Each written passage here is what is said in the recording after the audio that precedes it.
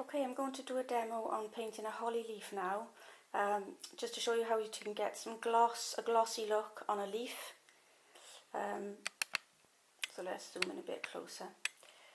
First of all, I'm using hot pressed £90 paper. It's by Arche, it's a French make, it's lovely, and it is really nice for doing fine work like this. First of all, I'm going to wet the paper, wet the actual holly leaf with water. This opens up the fibres, the cotton fibres, so that it's ready to receive the wash, and I won't get any hard edges.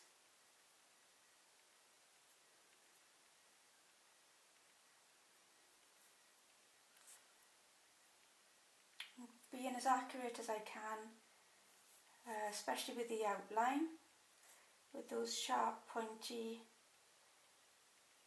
spikes.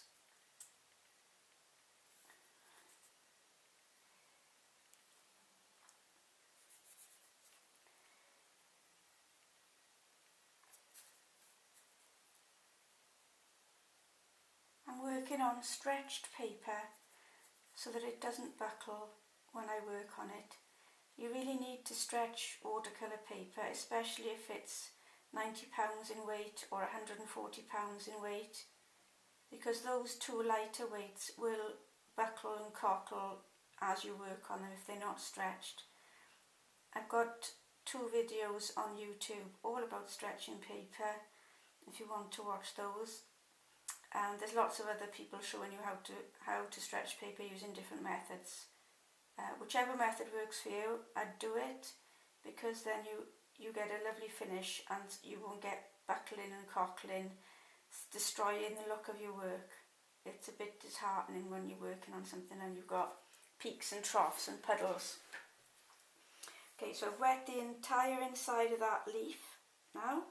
I'm just going to let that soak in half a minute or so. While I'm waiting, I'll just mix up some base colour. I'm going to pop in some cadmium yellow, just to give the leaf a warm base, so when I put the green on top, some warmth will sort of come through. I'm just looking at that leaf, and it's not quite ready yet. It's a little bit too wet. If I can just incline it in the light and hopefully show you. It's hard to pick up on the camera. Bear with me a second. Let's see.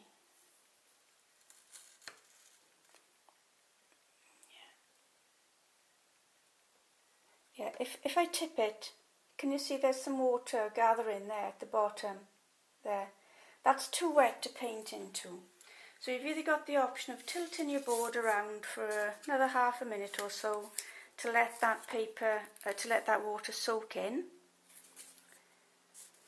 or you can come along with a thirsty brush, which is a brush that's been wetted and then dried, and then you can just swoosh it along and it sucks up some of the excess water.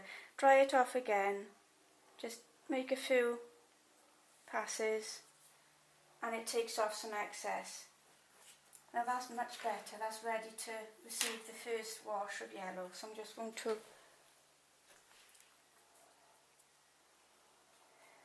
add the yellow now. Not too strong, and I'm going to apply it a little bit irregularly so that I'm starting to get some variation in this base colour already. I don't want it to be a solid block of yellow, I just want it to have some yellow passages. I do tend to hug the sort of the outline of the thing that I'm painting, and then I like to rock the painting back and forth, let it have a few seconds inclined at about 60 degrees or 70 degrees, let that run, then run it back the other way, and that just moves the paint around the paper, and it also keeps the paper uniformly moist, because the wash I've put on has obviously just added some more moisture to the painting. so it gives me more working time. So straight away I'm going to add a bit of sap green into that yellow that I've got on the palette.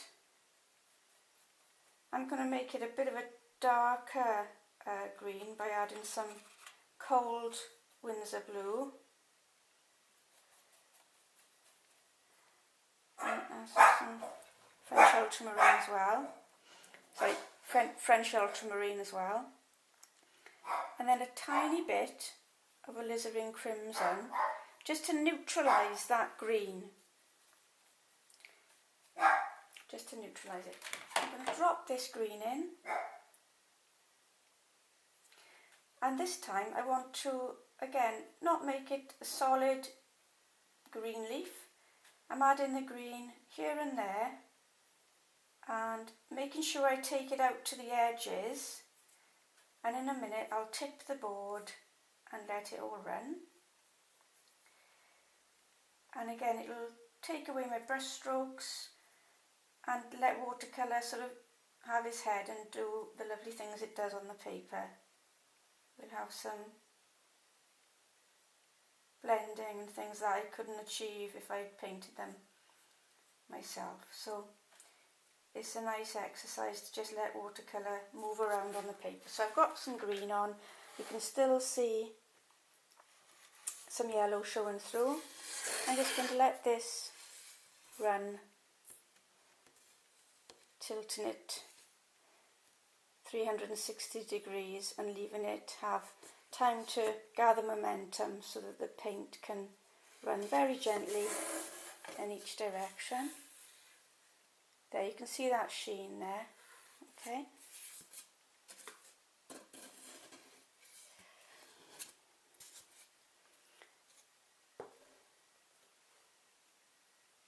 Sorry about it blurring in and out of focus.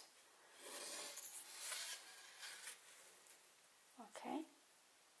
So lastly, I want to go strong now, like that strong green there in the sort of curve. So to do that, I'm going to mix a much stronger green, so much more sap green into that mix, much more French ultramarine blue, and I'm moving it away from that puddle so that when I add more paint, it's more viscous, it's less runny. I'm trying to keep it roughly in the same, hue as the leaf, but it's a much stronger tone.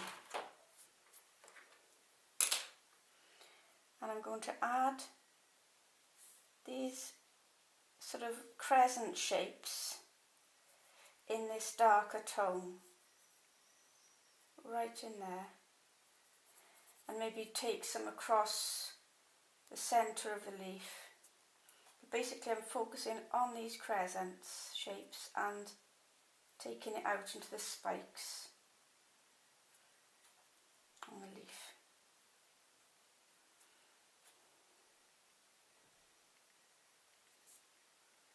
There.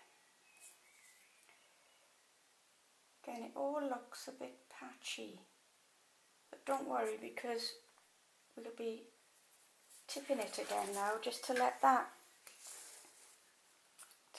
bleed.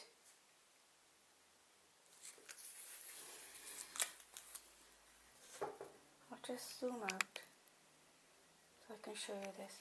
Yeah, so just leave it bleed this way, then that way, and little by little you'll see it changing before your eyes, and it all just softens a little bit more. Hopefully it'll start to look a bit, like a leaf.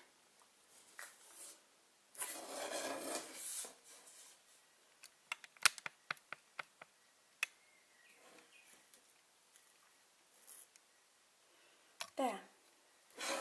I'm happy with that. Zoom back in. Okay, so at that stage now, I'm just going to accentuate just one more time, a little bit of a stronger mix, just in some of those crescents in there. Just make one or two of them much stronger. Again, for contrast. Let's have that one because that's a big one. All we're trying to say is holly leaf, and you can do that by just accentuating the shape here and there. You haven't got to say it all the way around. You know, the viewer can see it's a holly leaf, but just here and there, just emphasise it. Let's go under there. It's a bit wonky. Let's taper that out. Right. Okay, so again, just one final tip. Can you see the sheen? There's still that sheen on the paper. So I'm still working wet into wet, even, you know, 5 or so minutes into the painting. Just let that run.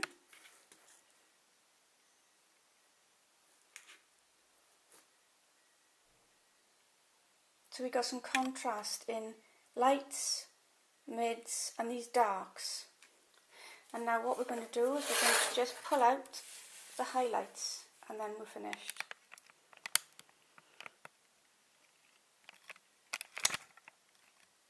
So for the highlights you just need a thirsty flat brush. So I'm wetting it, bang it on the base, wet your brush, then dry it and then start to press it in and lift out the highlight. Rinse your brush to take all the green out. Let's do this one.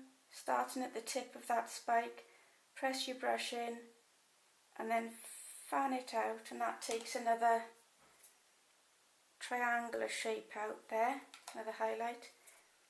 Let's try this one. Press the tip of your brush in and smooth it out and then flare it out the other way.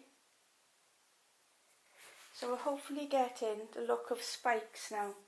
So again, I'm holding it at 90 degrees, pressing that tip in, then fanning it out.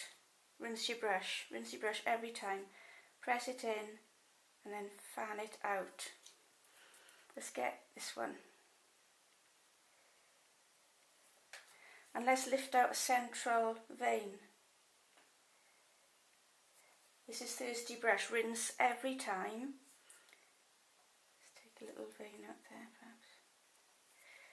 If it seeps back in, which it probably will, just do it again.